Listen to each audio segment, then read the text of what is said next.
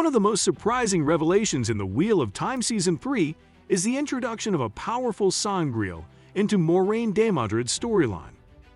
This creative decision significantly diverges from the books, where this particular magical artifact, Sukarnin, never crosses paths with Moiraine. Instead, it plays a crucial role much later in the series, wielded by one of the Shadow's most formidable forces, Damandred.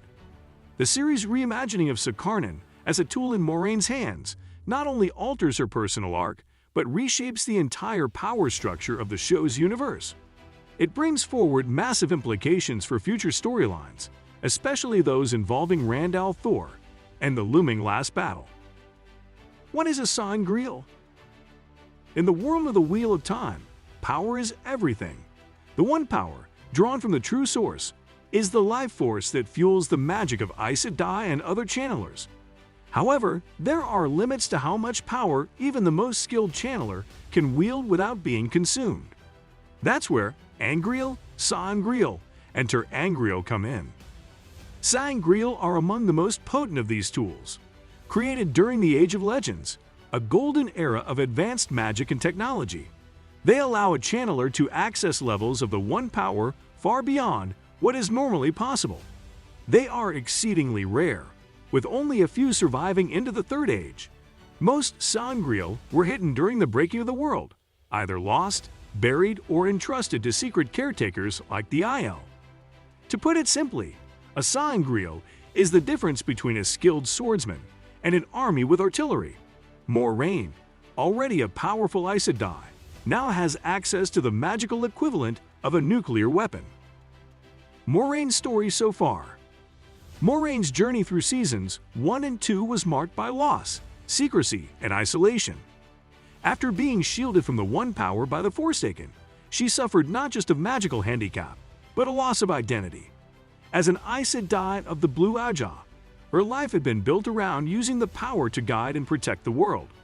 Stripped of that, she was vulnerable and dependent on others, an unfamiliar and uncomfortable position.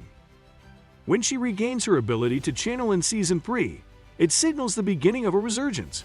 But the discovery of Sukarnin in Rhuidean elevates her restoration to a whole new level. She's no longer just back to full strength, she's potentially stronger than ever. This introduces a version of Moiraine that the books never explored, a Moiraine with unmatched magical might. The absence of Damandred and the Forsaken shuffle.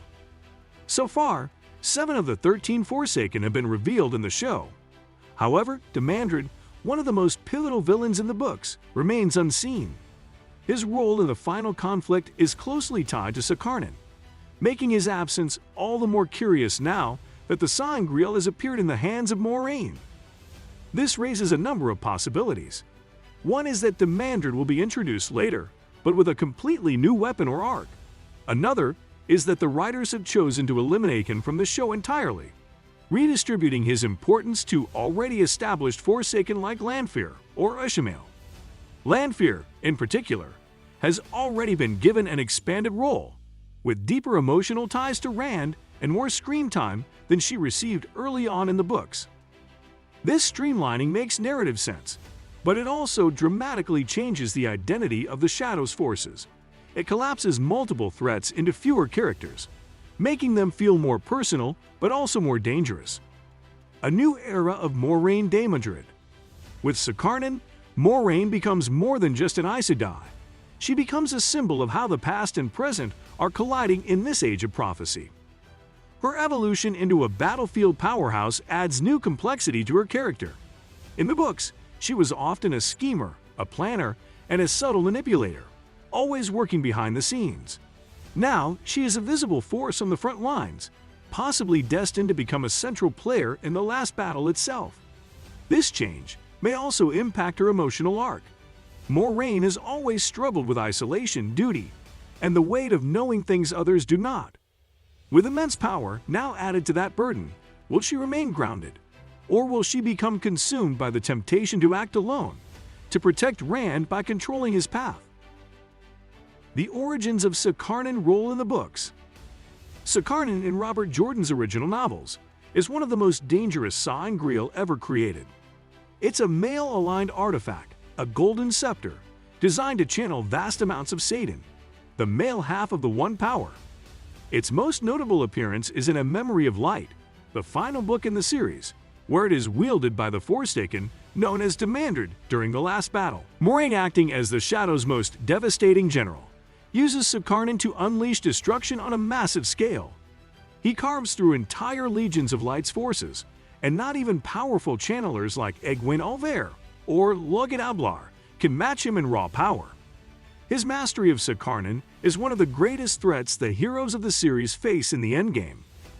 This makes the TV series' decision to reassign Secarnon to Moiraine both surprising and bold. It completely reimagines the trajectory of the weapon, and potentially the entire war between light and shadow. Secarnon versus the Choetan Kal. Interestingly, the version of Secarnon introduced in the show bears little resemblance to its book counterpart. In the series, Secarnon is represented as a glowing orb, compact, handheld, and sleek, visually resembling the Choetan Kal, another pair of legendary sangreal. The Choetan Kal were also created in the Age of Legends and were even more powerful than Secarnon. Designed to be used as a set, one male, one female. In the books, the female Choetan Kal is used by Nini Almera during a critical event in the war against the Dark One. Its immense power nearly overwhelms her. The male counterpart is used by Rand in tandem with Nini's efforts, and together they perform one of the most significant feats in the entire series, cleansing the male half of the One Power of the Dark One's taint. The show's decision to blur the lines between Secarnon and the Choetan Kal suggests a narrative shortcut, condensing the lore to make the story more digestible for TV audiences. This isn't just a visual change, it affects the entire magical economy of the series, altering who holds the keys to ultimate power. Moiraine and Rand. With Secarnon in her possession, Moraine's relationship with Rand changes dramatically. In the books, Rand quickly outpaces Moiraine in terms of power. While she remains a mentor and political ally, she doesn't hold a candle to his magical might, especially after he begins using powerful Angreal and Sangreal. In contrast, the show now places him on nearly equal footing. This could mean the series is preparing Moiraine for a much larger role in the upcoming conflicts. Rather than stepping back and letting Rand take center stage, as she often does in the books, Moiraine may fight side by side with him, wielding near equal power. This opens the door for new storylines, such as Moiraine directly confronting the Forsaken or helping Rand in battle in ways she never could before. The impact on the balance between Saidar and Saidin. The show's choice to have Moiraine wield Secarnon, originally a male Sangreal, introduces a complex question regarding the mechanics of the One Power in the television adaptation. In the books, Sangreal are attuned to either Saidar, female, or Saidin, male, and only channelers of the matching half of the power can use them. Secarnon, as a male-aligned Sangreal, was specifically crafted for Saidin. Moiraine, being a female Aes Sedai, channels Saidar.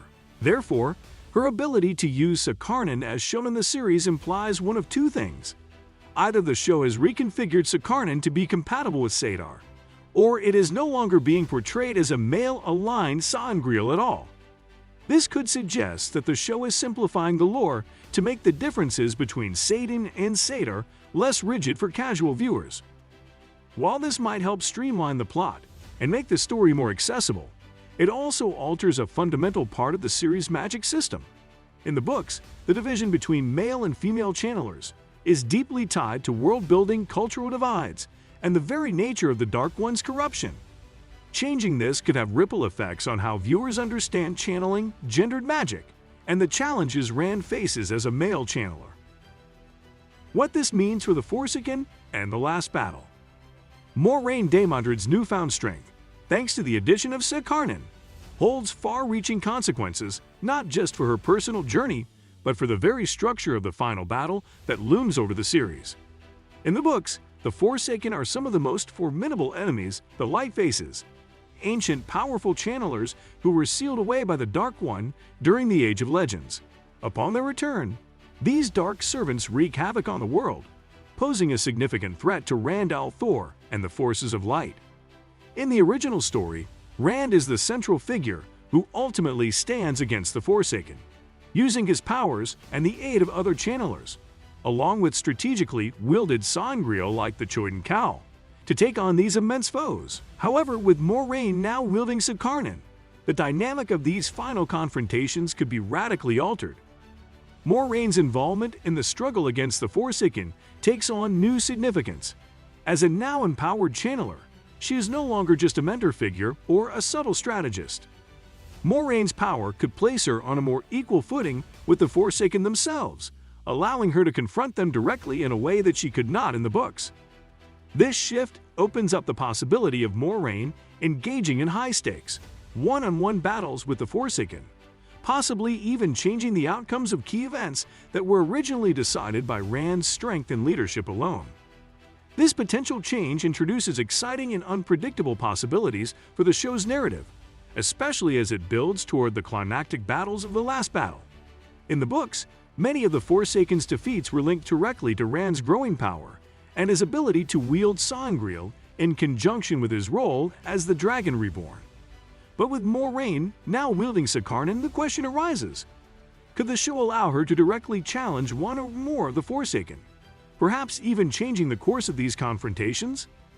The prospect of Moiraine standing against figures like Demandred or other notable Forsaken in personal combat is one that could dramatically reshape the narrative stakes, especially if the show decides to focus more on her role as a powerful and independent force within the final battle. Moreover, Moraine's evolution into a more active and powerful participant in these battles could lead to significant shifts in the alliances and strategies that define the last battle. In the books, Rand was often seen as the primary hope for victory, with his channeling abilities and leadership driving the battle plans. However, Moraine's expanded role in the show could introduce new tactics and alliances, as she becomes a key player in the fight against the Shadow. If the show chooses to develop her as a more prominent figure in these final confrontations, her interactions with Rand and other characters could evolve, with Moiraine taking a more proactive role in shaping the outcome of the world's struggle against the Dark One. These changes give the series greater flexibility in storytelling, allowing it to offer new twists that may surprise both new viewers and die-hard book fans alike. The introduction of Sakarnin into Moraine's arc could very well be one of the series' most significant changes, not only for her character, but for the broader dynamics of the last battle. It opens the door for more intricate and unpredictable storytelling, where alliances are in flux and characters are capable of surprising feats of strength and bravery. For fans who have read the books, this may feel like a departure from the source material, but it also provides an exciting new way to reimagine the story for television.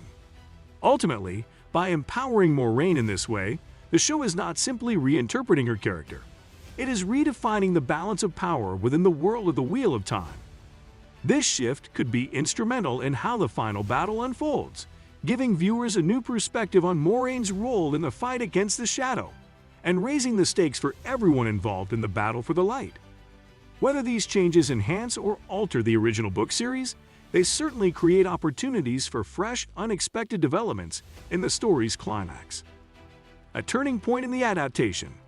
The adaptation of the Wheel of Time TV series has become a unique journey in itself, one that doesn't merely mirror Robert Jordan's original book series, but instead takes bold steps in new directions. One of the most notable changes in this adaptation is the introduction of the artifact known as Sakarnin to Moiraine Daemodred's storyline. This addition marks a significant turning point in the show's narrative, indicating that the series is no longer following the books to the letter.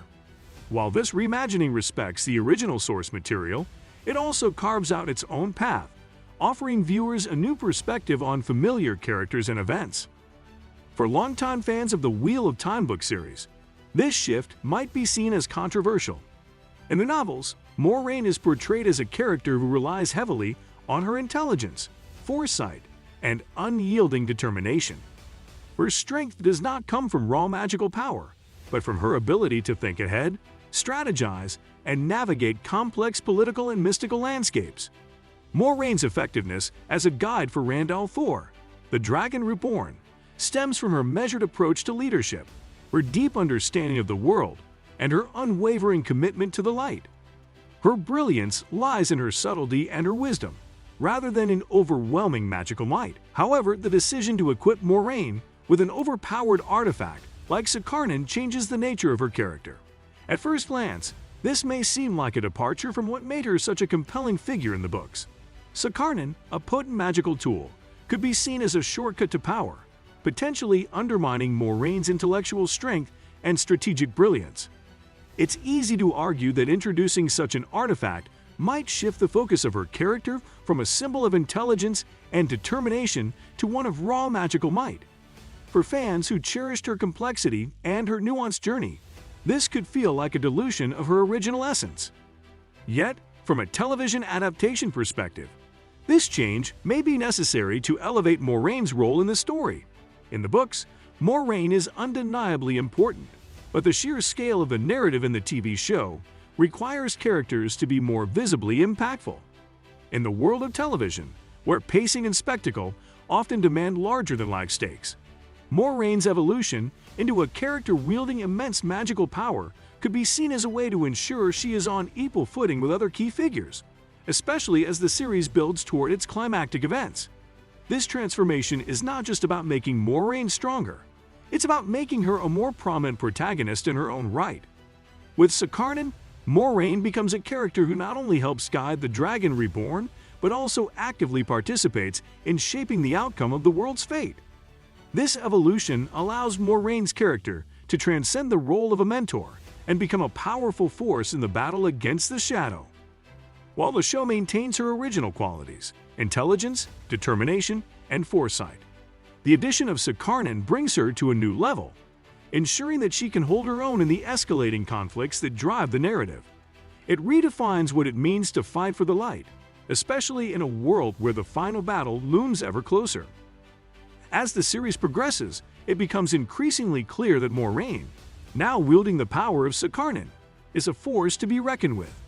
The Shadow will no longer be able to dismiss her as merely a clever strategist or a background player in the struggle for the world's fate. With her newfound strength, she is capable of playing an instrumental role not just in guiding Rand, but in actively challenging the forces of darkness. Her growth into this role may be seen as one of the most compelling character arcs of the show, as she evolves from a quiet but powerful mentor to an unyielding and formidable protagonist. In the end, Moiraine de Modred's journey with Sakarnin is more than just a narrative device. It represents the broader shift in the adaptation itself. By introducing this change, the Wheel of Time TV series signals its intention to take bold risks and carve out a new vision for the story, one that retains the heart of the original, but is not afraid to forge its own path. Whether fans agree with the shift or not, one thing is clear: the world of the Wheel of Time is evolving, and Moraine's place within it is more important and more powerful than ever. Final thought. Giving Moiraine Sakarnin is a daring move by the showrunners. It revises the book's lore, redistributes power, and repositions key characters for a more streamlined and action-driven narrative. Whether it leads to a more compelling story or alienates purists remains to be seen. But one thing is certain: Moraine's journey has taken a completely different path from the one Robert Jordan wrote. And as the wheel turns, the consequences of that change will echo throughout the series, altering battles, reshaping alliances, and possibly determining the fate of the Dragon Reborn himself.